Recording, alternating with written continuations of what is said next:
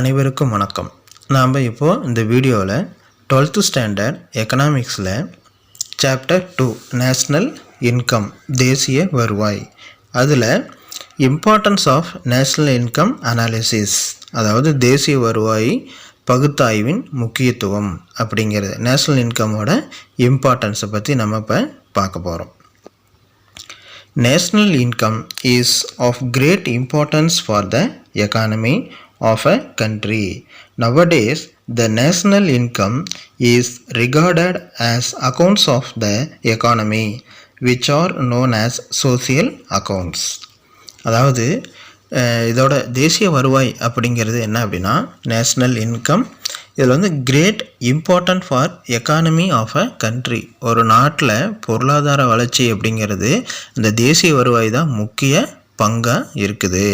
ஒரு நாட்டு வந்து எந்த அளவுக்கு வளர்ச்சி அடையுது, அதாவது எக்கானமியில் வந்து எவ்வளோ டெவலப்மெண்ட் இருக்குது, அதுக்கு வந்து முக்கிய காரணமே என்ன அப்படின்னு பார்த்தீங்கன்னா இந்த நேஷ்னல் இன்கம் தேசிய வருவாய், இதுதான் முக்கிய பங்கு அப்படின்னு சொல்கிறாங்க.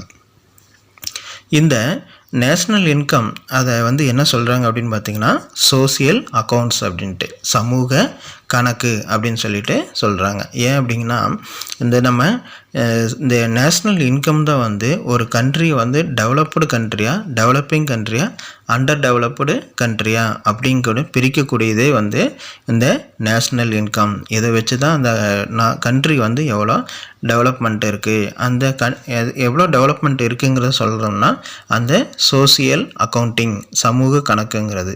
அந்த சோசியல் இன்ஃப்ராஸ்ட்ரக்சர், அதாவது அங்கே இருக்கக்கூடிய ஹெல்த்து, சானிடேஷன், இதை பற்றியெல்லாம் சொல்லக்கூடியது தான் அது எல்லாமே நேஷ்னல் இன்கமில் வரக்கூடியது. ஸோ அதனால தான் இதை வந்து சோசியல் அக்கௌண்டிங் அப்படின்னு சொல்கிறாங்க. இதோட இம்பார்ட்டன்ஸ் எல்லாம் என்ன அப்படிங்கிறது இப்போ ஒவ்வொன்றா பார்க்கலாம். First, to know the relative importance of the various sectors of the economy and their contribution towards national income from the calculation of national income, we could find how income is produced, how it is distributed, how much is spent, saved or taxed.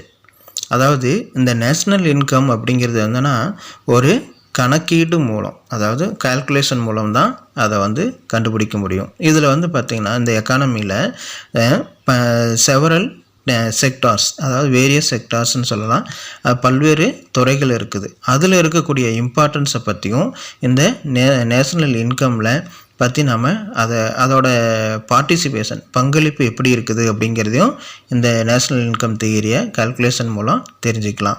அதே போல் goods and services, அதாவது பண்டங்கள் அல்லது பொருட்கள், அப்புறம் பணிகள், இது வந்து எப்படி ப்ரொடக்ஷன் ஆகுது, எப்படி உற்பத்தி செய்யப்படுகிறது, அப்புறம் அதை எப்படி டிஸ்ட்ரிபியூஷன் பண்ணுறாங்க, பகிரப்படுறாங்க, அதுக்கு ஆகக்கூடிய செலவு எந்த மாதிரியெல்லாம் செய்கிறாங்க, எக்ஸ்பெண்டிச்சர் எவ்வளோ ஆகுது, அப்புறம் எவ்வளோ சேமிக்கப்படுறாங்க, அப்புறம் எப்படி வரி விதிக்கிறாங்க அப்படிங்கிறத பற்றியெல்லாம் அந்த நேஷ்னல் இன்கம்மை கால்குலேஷன் மூலம் தான் இதை தெரிஞ்சிக்க முடியும்.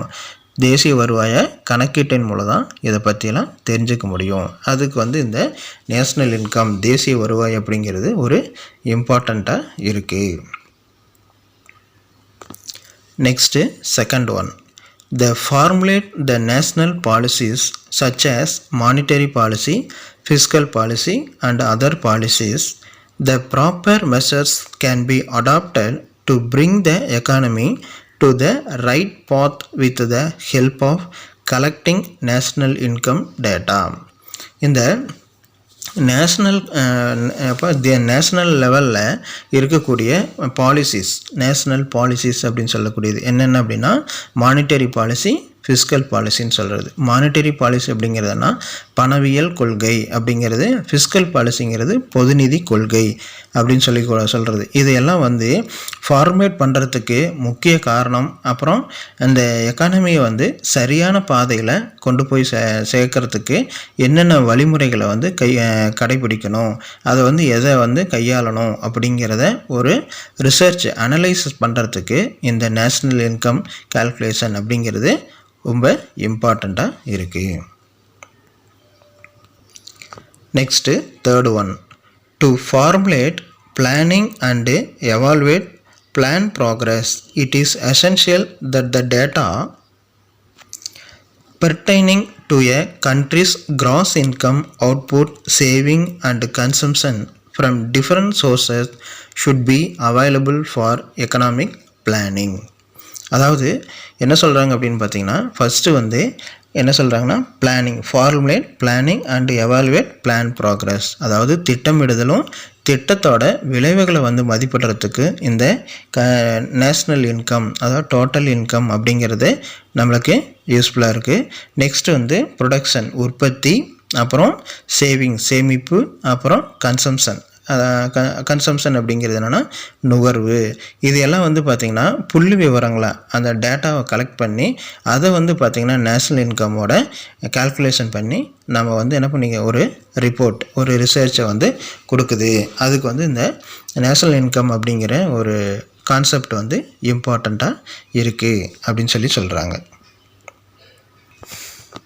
Next 4th one, to build economic models both in short run and long run. அதாவது என்ன சொல்கிறாங்கன்னா, குறுகிய கால அல்லது மற்றும் நீண்ட கால பொருளாதார மாதிரிகளை உருவாக்க. இதில் வந்து பார்த்திங்கன்னா எக்கனாமிக் மாடல்ஸுங்கிறது வந்து நம்ம அதில் நிறையா இருக்குது. அதில் 2 sector model, 3 sector model, 4 sector model அப்படிங்கிறது ரொம்ப இம்பார்ட்டண்ட். இது ஃபஸ்ட் லெசனில் பார்த்தோம். இப்போ வந்து பார்த்திங்கன்னா இந்த மாடல்ஸை வந்து ஷார்ட் பீரியடில் நம்ம எவ்வளோ யூட்டிலைஸ் பண்ணிக்கலாம், லாங் பீரியடில் எவ்வளோ யூட்டிலைஸ் பண்ணிக்கலாம் அப்படின்னு சொல்லிட்டு நம்ம என்ன பண்ண முடியும்னா, இந்த நேஷ்னல் இன்கம் அனலைசிஸை வச்சு நம்ம அதை வந்து கண்டுபிடிக்கலாம். என்னென்ன மாடலை வந்து நம்ம எப்படியெல்லாம் நம்ம அப்ளை பண்ணலாம் அப்படிங்கிறத வந்து தெரிஞ்சுக்கலாம். அதுக்காக இது வந்து ரொம்ப இம்பார்ட்டண்ட்டாக இருக்குது. Next 5th one, to make international comparison, inter-regional comparison and inter-temporal comparison of growth of the economy during different periods. அதாவது இதில் வந்து என்னென்னா துறை வாரியான பொருளாதார விவரங்கள், அதுதான் சொல்கிறது, கம்பேரிசன் பண்ணக்கூடியது. இதில் வந்து பார்த்திங்கன்னா ஒரு நாட்டு அளவில் அல்லது ஒரு வட்டாரங்கள் அளவில் அதை வந்து என்ன பண்ணால் அதோட இன்கம்மை வந்து என்ன பண்ணுறதுன்னா கம்பேர் பண்ணுறது, ஒப்பிடுறது. அப்புறம் நாடுகளோட வருமானத்தோட ஒப்பிடலாம். அப்புறம் தேசிய வருவாயோட விவரங்களை வந்து பயன்படுத்தி இந்த மாதிரி ஒப்பீடு, அதை கம்பேரிசன் பண்ணுறதை நம்ம பண்ணலாம் அப்படின்னு சொல்லி. இதில் வந்து செக்டார் லெவல்லையும் சரி, ஒரு கண்ட்ரி லெவல்லையும் சரி, ரீஜனல் லெவல்லையும் சரி, அதுக்கப்புறம் ஒரு கண்ட்ரி, இதை வந்து இந்த எல்லா இதோடவும் அந்த எல்லா எக்கானமியோடவும் நம்ம கம்பேரிசன் பண்ணுறதுக்கு இந்த நேஷ்னல் இன்கம் அனாலிசிஸ் அப்படிங்கிறது ரொம்ப இம்பார்ட்டண்ட்டாக இருக்குது அப்படின்னு சொல்கிறாங்க. Next 6th one, to know a country's per capita income which reflects the economic welfare of the country provided income is equally distributed. அதாவது தேசிய வருமானம் அதாவது நேஷ்னல் இன்கம் அப்படிங்கிறது என்னென்னா பர் கேபிட்டா இன்கம், தலா வருமானத்தில் கணக்கிடப்பட்டதுனால ஒரு நாட்டோட பொருளாதார நலனை வந்து நம்ம ஈஸியாக தெரிஞ்சிக்க முடியும். அதுதான் வந்து அந்த economic welfare of the country. அதாவது நம்ம ஒரு கண்ட்ரியோட இன்கம் வந்து தெரிஞ்சுக்கணும் அப்படின்னா அந்த கண்ட்ரியோட பர் கேபிட்டா இன்கம், தலா வருமானத்தை பற்றி நம்ம தெரிஞ்சுக்கிட்டோம் அப்படின்னா அந்த நாட்டினோட பொருளாதார நலன், எக்கனாமிக் வெல்ஃபேர் அப்படிங்கிறது எப்படி ஈக்குவலாக இருக்குது, ஈக்குவலாக டிஸ்ட்ரிபியூட்டட் ஆகுதா அப்படிங்கிறத நம்ம தெரிஞ்சுக்கலாம். அதுக்கு வந்து இந்த நேஷ்னல் இன்கம் அனாலிசிஸ் அப்படிங்கிறது இம்பார்ட்டண்ட்டாக இருக்குது.